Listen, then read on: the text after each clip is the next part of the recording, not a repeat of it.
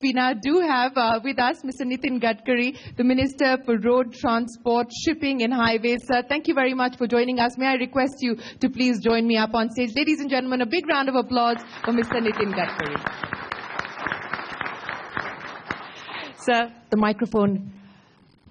The idea behind organizing the CEO Auto Summit today, sir, is because there's a lot of conversation around several areas that the auto sector is grappling with. Emissions is one aspect, the diesel ban is another aspect, the new safety regulations are another aspect, a new scrappage policy and when that is likely to be unveiled is another aspect. The cost as far as moving to BS6 and skipping BS5 and the implications of that are another aspect. But I think what is imperative at this point in time is for us to look at what this sector needs to do and what the government needs to do with this sector holistically as opposed to looking at all of this piecemeal. I think one of the other imperatives is really what is the kind of mix that we as India should look for in terms of personal transportation, public transportation. What are the out-of-the-box ideas specifically that we should be looking at as far as intracity transportation is concerned versus intercity transportation? I thought that this was the perfect opportunity to actually get that dialogue going between industry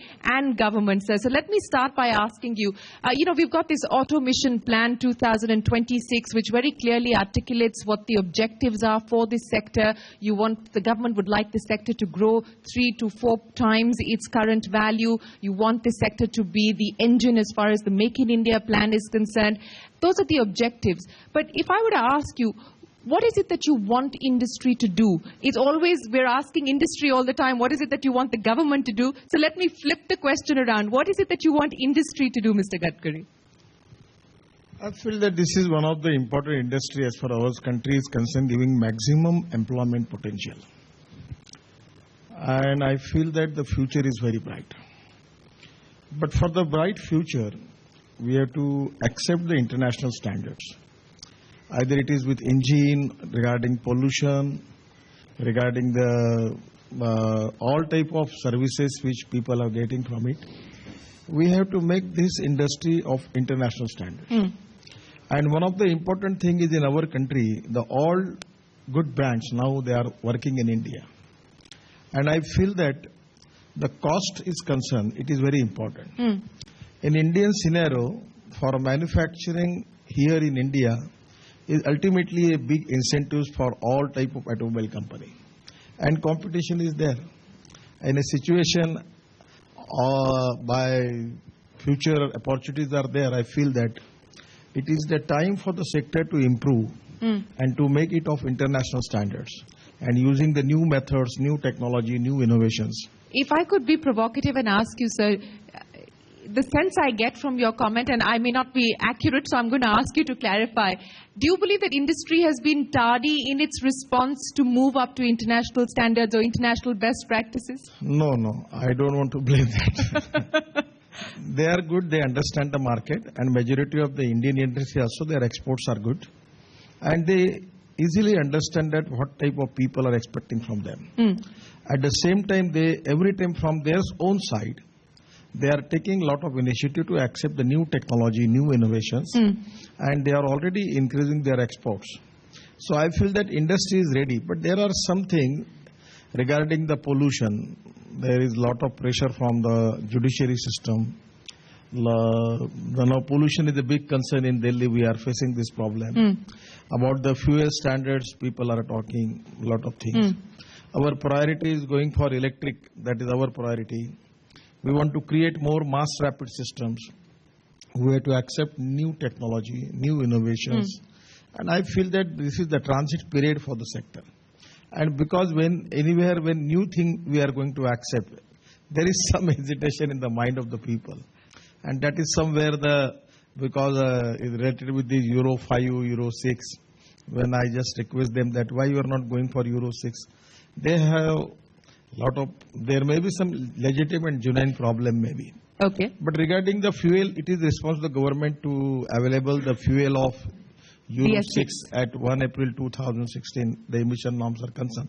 But regarding the technology and innovation, I feel that This is the time for the industry to accept new changes. And as per the market is concerned, every time market is increased, the potential is vast. And now I'm confident that within 5 years, India will be in a very good position to export automobile spare parts and cars and in this segment, we will be definitely going to make a good historical mark in the history. Okay. Because they have got all the potential. But anything when you start for the changes, there is a hesitation in the system. Every time this is the experience. You know, I have a lot of people I know who want to ask you questions. Captains of India Inc. are here with us, Mr. Gadkari. But since you talked about the issue of pollution and the issue of diesel, let me ask you, sir, as a minister today, you know, you've got one side, which is the auto industry's perspective, saying that, look, we're not the only industry that's polluting. Look at the data. Let's be transparent about the data evaluation, and then let's take a call on what the road ahead looks like. You've got another segment that says that look at the implications of using diesel in the long term and that there must be a polluter pay principle. Now, the government has made its position clear, or at least has stated its position that as far as imposing a cess is concerned, it should be an executive decision and not the judiciary's decision. I'm not going to preempt what the judiciary is going to say because that order stands reserved. But as the minister today, as you look at the diesel dilemma, what is the position, sir? I feel that there are some merits in all these arguments.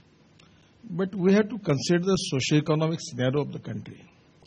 If a poor person purchases vehicle with his interest cost, once a fine morning we can say that, please, no, you cannot run this vehicle. This will not be appropriate.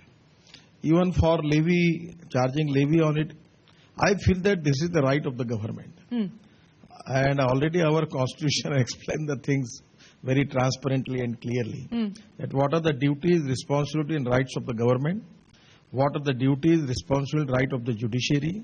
And in a system, it is to charge any type of levy on any vehicles. It is legislative decision, and I feel that is the right of the government. It is the right of the government, sir, but does the government want to exercise that right is the question. Would you want to impose a diesel levy?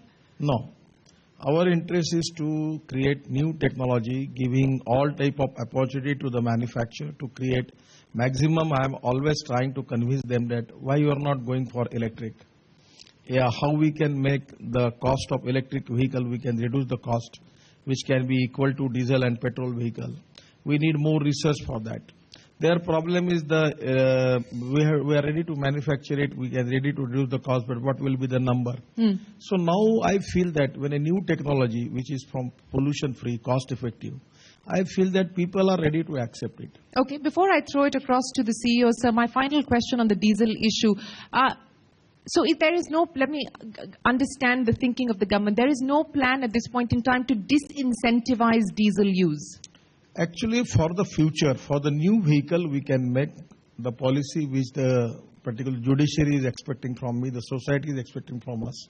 There is no problem. But immediately, if we can take the decision, what will happen to industry? What will happen to the employment? What will be the effect on even the person, those who already have that type of vehicles? What they will do? So here we have to consider all type of problems. At the same time, we have to understand the problems of all stakeholders.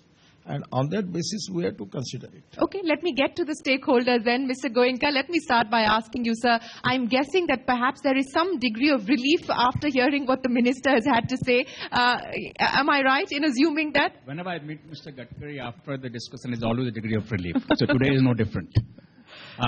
Sir, I was told that today we can ask you any questions that is on our mind regarding industry. So first of all, let me say that the Government of India and your ministry specifically is pushing the industry in the right direction. Sometimes we may cry or come and say this cannot be done, but finally we accept what is the right direction, and I think in the end we'll all be happy with the outcome that happens. There is one concern, there are many concerns, and my colleagues will talk about it and maybe I'll come back, but there is one concern that I want to specifically talk about, is that we need a regime of regulations and taxes that is stable. And what is happening today for last several years, that every budget there is something that changes. that forces us to go back to the drawing board and redesign our vehicles, change some ground clearance, change some engine CC, change some vehicle length. And similarly, on regulation also, changes happen far too often. That does not give us a clear roadmap.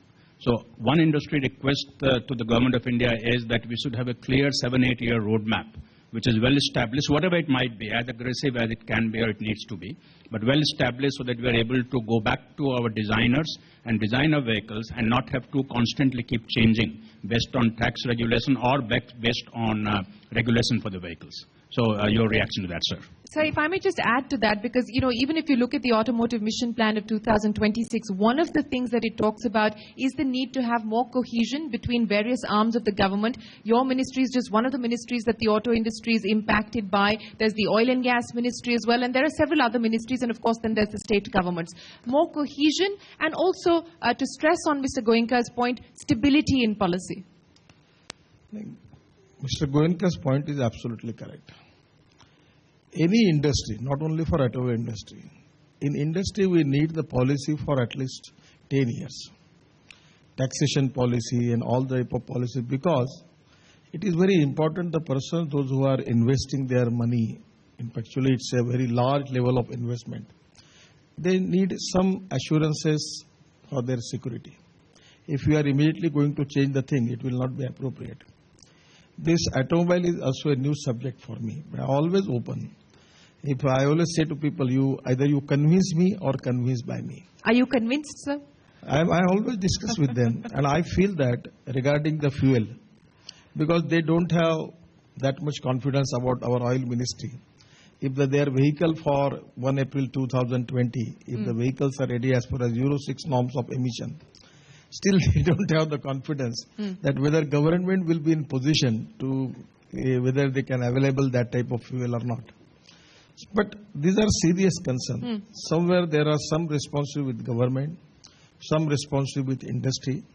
And the most important thing that this is the important sector, which is of a 4,50,000 crores and giving maximum employment potential to the country. So we are very much open for that. But as per only one thing which I will tell you regarding this taxation, it is entirely the right prerogative of the finance ministry. But if suppose anything, if they want to suggest me, I will take it all this issue and I will try to convince them to finance ministry. But regarding rules and regulation, please tell me. I am ready to accept good suggestions. Regarding taxation issues, I will take it all this subject to the finance minister. And regarding rules and regulation, regarding fuel, I am also ready to discuss with the petroleum ministry for that. Okay. But one thing which I will request you, in the wider interest of the country, the society, of the future, because we are already importing this petrol, diesel from abroad. Now this is the time that any indigenous fuel, any indigenous technology, and which is creating more employment potential, it will be an ideal position. Okay. But I know that what are the limitations in that. So in a situation, I am confident that our automobile industry's masters are very competent. Okay. They understand the nerves of the market. So, yes. We recently met the Honorable Petroleum Minister, and he has assured us that the industry does not need to worry about availability of fuel on time. So we are relieved that... Actually, he has also, I am also making the follow for that. And he has always given the assurance that it will be my responsibility. And already they have started the investment. In Madhya Pradesh, somewhere they are making a big refineries by considering these norms. Can I ask a follow-up question, sir? Will industry then stop asking the finance ministry come budget time for excise duty revisions as well? Because that's a large part of the kind of wish list that goes into the finance ministry. We talk about stability for taxes, but then when it comes to seeking concessions or benefits on the excise front, the demand actually comes from industry. Finance ministry is absolutely in their right to ignore all such requests, and they have been doing it. And you're within your right to make such requests. But what the important thing for us is not to have changes every so often.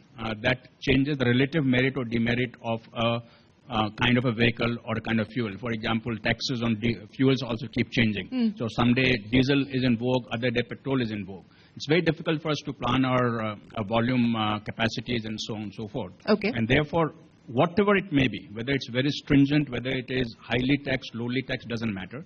What we are saying is that there should be a consistency and constancy in the regulation and taxes. I'm not saying it should be lenient. Sure. I'm not saying excise duty should be low. Sure. All I'm saying is it should not change very often. Okay, Mr. Bhargav, let me take the conversation to you, sir. And Mr. Goenka has raised the point about the need for stability. What would your question be to the minister, and what is it that you're looking for? I want to ask a simple question, not as a minister, but don't take it that way. If whatever the taxes which is leveled by the government, ultimately it is paid by the customer. Yeah. And now the thing is that whatever the finance minister has taken a decision regarding this excise and all this thing, your sale is increased every time. So people are ready to accept that. You can pass it on to consumers. Yes, Mr. Bhargav. I don't really have a question, but what I want to say is that we have a very ambitious target, not only in terms of the automotive mission plan, but in terms of the requirements of creating 100 million jobs and growing manufacturing to 25% of GDP in a period which is not too long from now. Sure. And the automotive sector is almost 50% of manufacturing activity. And as the minister rightly pointed out, it's a massive generator of employment. And I'm very happy to say this also, that government and industry, at least the automotive industry, now are working together in order to ensure growth and sort out problems. I think, sir, this continuous dialogue is a very, very important thing. We should shed that old mentality which still persists with a lot of people, that industry and government are some sort of adversaries. Because if we are going to be adversaries, we will never achieve the targets which we've set. Having said that, my comment is that I totally agree with the minister that in India we should, in both in terms of safety and in terms of environment, attain what would be acceptable international standards. My comment there is that we should also analyze quite scientifically and objectively, not because industry says so, Right. what are the actual causes of what is happening in India. Sure. And these are different from what happens in the West. In the sense, let me point out, the emission problem in the West, which everybody talks about, is NOx. It is not PM 2.5, it is not PM 10. In India, the main problem is PM 2.5, PM 10. It is not NOx. But if we adopt what the West is doing for meeting the NOx standards, we will not solve our main problem of PM 2.5, and which is what's happening, by the way, that all that we have done so far, including the Delhi government's even, odd and everything, has had no impact on the PM 2.5 level. So what would the suggestion then be, Mr. Bhargav, if I can ask you? I mean, what is it that industry can do? What is it you suggest? Not going into details, but I would say that there has to be a much more scientific approach to analyze the causes of the problems and then devising the appropriate solutions looking at international practices. I'll just give one example. In the 1970s, just about 1970, in the US, there was a steadily rising death curve of road accidents. And they were following the same practice of what others were doing and what was advocated by the do-gooders and things of that kind. At that point, they created this National Highway Safety Authority. And these people adopted this approach that we will analyze our conditions and find our solutions to our problems. And also ensure that each solution which we implement is actually cost-effective. Because it cannot be that you spend unlimited money to do something which only results in giving you a 25% return on that money. So they made it also a cost-effective thing. I think in India, we also need to synchronize all policies to ensure that the automotive mission plan, the employment generation plan, the growth of manufacturing, cleaning the environment, safety, are all in a balanced policy, and that one agency does not go off to some different levels, and this is all done on the basis of scientifically analyzed data. Okay. Mr. Gadkari, I'll get you to respond to that, but maybe Mr. Pisharodi of Tata Motors would also like to add to that. Go ahead, Mr. Pisharodi. Good evening, Honorable Minister. I think I have one observation and then I'll come to a question.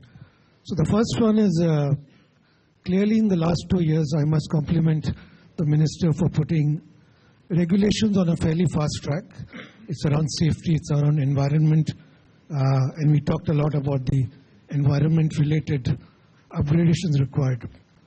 I think the dialogue has also been pretty strong in the last 1 year. I do recall when we had to make a discussion and decision on the BS6, the industry themselves came forward saying that it's not worth investing in BS5 for only 1 or 2 years. We fully supported the move to go to BS6 straight away.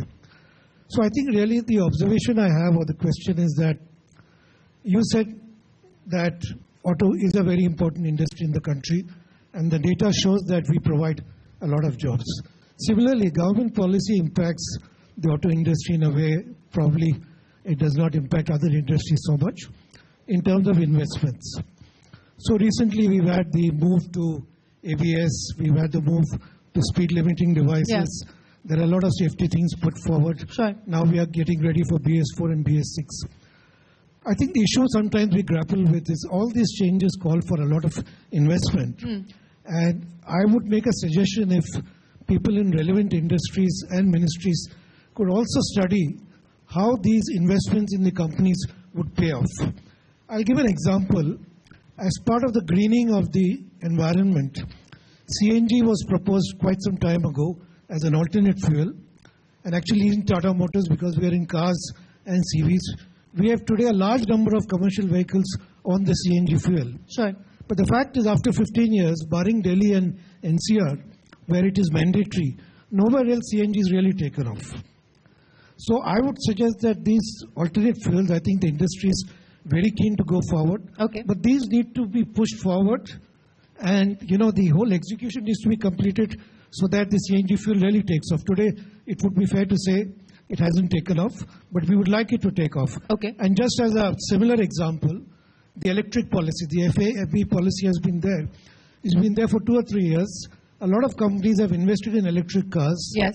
But we feel it's too little because the subsidies are not really resulting in electric cars really taking off. Okay. So that's something we want the minister to think about. How can we carry this forward to a more fruitful conclusion? I'll come back on the subsidy issue to each one of you because, this is something that I want to take industry on as well. But Mr. Gadkari, you've heard what Mr. Bhargav...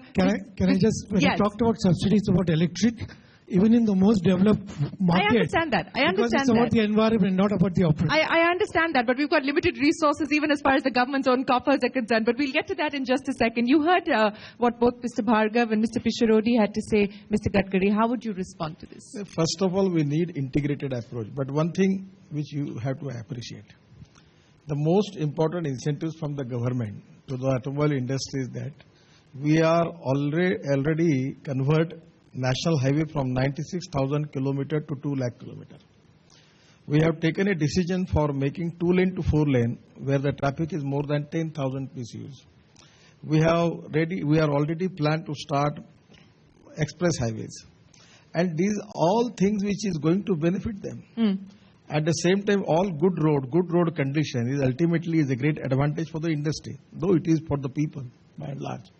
So today my feeling is somewhere there is a point that the railway income is now, it is decreased and the traffic on the road is increased. Actually, the policy of the government in the national interest is the first priority to waterways, and coastal traffic, second priority to the railway and third to the road. But fortunately, now this Delhi problem, we are making this Delhi easterly and westerly bypass. And the target given by the Prime Minister, all of us, to make it within 400 days. And now I am confident that within 400 days we will complete that big ring road of Delhi. And that is going to reduce the 50% pollution in Delhi and 50% traffic jam in Delhi. So we are investing 15,000 rupees for that railway, that project. We are also making a lot of projects like this, from making express highways also. And because of that, Now the people are taking more cars, and it is a one type of incentives for the industry because availability of the good road. The people are preferring automobile industry, the cars and other thing, and it is giving the advantage to the university, to the industry. The problem is regarding the incentives on electric vehicles. Yes. I feel that it is the time for the industry, if they can manufacture more numbers, their cost will be reduced and they will get the advantage of it. Now, I can see everyone smiling here, sir. Yes. I'll get them to comment on that. What they feel, we will manufacture, number is very less, and we need the subsidy from the government. My request is, if they can take the decision, I know that there are constraints, it's not very easy, but if they can take the decision to make and increase the production, it will be more beneficial for them. Okay. At the same time, whatever possible from the government to giving for subsidy for that, we are trying for that. But ultimately, there is a limitation for that. So it is the time for the industry to take a bold decision. As far as the new innovation and particularly electric vehicles, I feel that it will definitely going to be a success story. And it is the time for the industry to take the risk, take the bold decisions and increase the number in manufacturing. I feel that in future it will be benefit to them.